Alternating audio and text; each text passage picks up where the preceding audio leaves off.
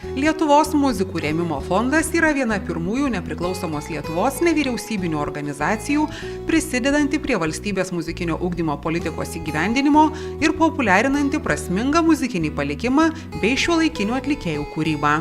Fondo pažintis su druskininkais prasidėjo 1996 metais, kai pirmą kartą kurorte buvo surengti smuiko meistriškumo kursai Lietuvos konservatorijų studentams, muzikos ir meno mokyklų mokiniams.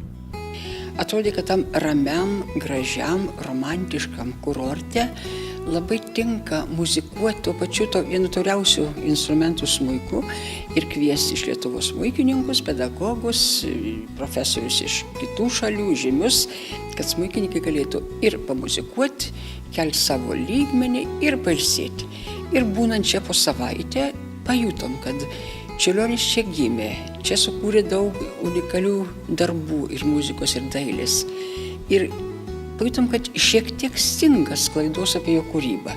Ir taip labai natūraliai atėjome į savivaldybę, pas merą, vicemerę, pasiūlėm tokį renginį, jie šiltai priėmė ir dabar jau 12 festivalį rengiame. Siekiame traukti kuo daugiau druskininkiečių moksleivių, pedagogų, čia vairius konkursai rengiami, daug koncertų, parodų.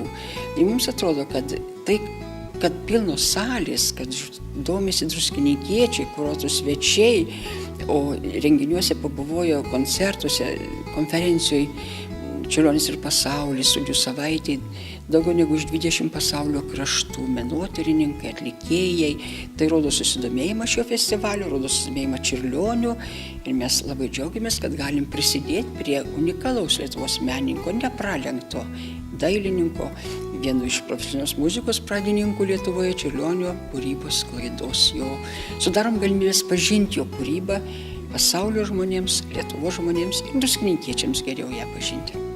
Šiemet į įvairaus žanro profesionaliojo meno renginius, praturtinančius kurorto kultūrinį gyvenimą ir suteikiančius galimybę dar geriau pažinti bei suprasti Mikalojaus Konstantino Čiurlionio kūrybinį palikimą, kvies jau 12 Lietuvos muzikų rėmimo fondo sumanytas festivalis. Džiugu, kad šis tarptautinis renginys, pristatydamas žinomus Lietuvos ir užsienio muzikos atlikėjus ir rengdamas daugybę gražių kūrybos apraiškų, garsina druskininkų kurortą visoje Lietuvoje ir už jos ribų.